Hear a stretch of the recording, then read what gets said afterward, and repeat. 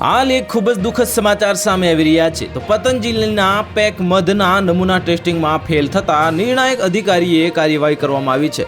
આ બાબતે મળતી માહિતી પ્રમાણે આશરે 4 વર્ષ પહેલા ઉત્તરાખંડના પિથોરાગઢ જિલ્લાના ડીડી હાટમાંથી લેવામાં આવેલા પતંજલિના પેક્ડ મધના નમૂનાનું પરીક્ષણ કરવા માટે લેવામાં આવ્યા હતા.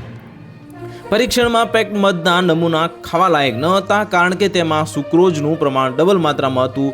આ મામલે નિર્ણાયક અધિકારીએ ડીડી હાટના વેપારી અને રામનગરના ડિસ્ટ્રીબ્યુટર કંપની પર 1 લાખ રૂપિયાનો દંડ ફટકાર્યો હતો.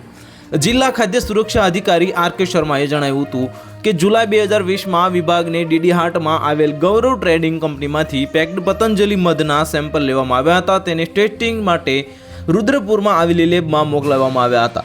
તપાસ દરમિયાન મધમાં સુક્રોઝનું પ્રમાણ ધોરણ 5% ને બદલે 11.1% હોવાનું જણાવ્યું હતું. નવેમ્બર 2021માં વિભાગે સંબંધિત વિક્રેતા વિરુદ્ધ દાવો દાખલ કરવામાં આવ્યો હતો. શુક્રવારે નિર્ણાયક અધિકારી અને એડીએમ ડોક્ટર એસ.કે. બરનવાલે ચુકાદો સંભળાવ્યો હતો, જેમાં ગૌરવ ટ્રેડિંગ કંપની પર 40,000 રૂપિયા અને સુપર સ્ટોકિસ્ટ કાનાજી ડિસ્ટ્રીબ્યુટરને રામનગરને 60,000 રૂપિયાનો દંડ ફટકાર્યો હતો. તો હાલ માટે એટલું જ. મળીશું નવી અપડેટ સાથે. જો તમને અમારા વિડીયો પસંદ આવતો હોય તો વિડીયોને લાઇક કરી દેજો, ચેનલને સબસ્ક્રાઇબ કરી બાજુમાં આવેલા બેલ આઇકનને દબાવી દો, જેથી તમને આવા સમાચારની અપડેટ મળતી રહે.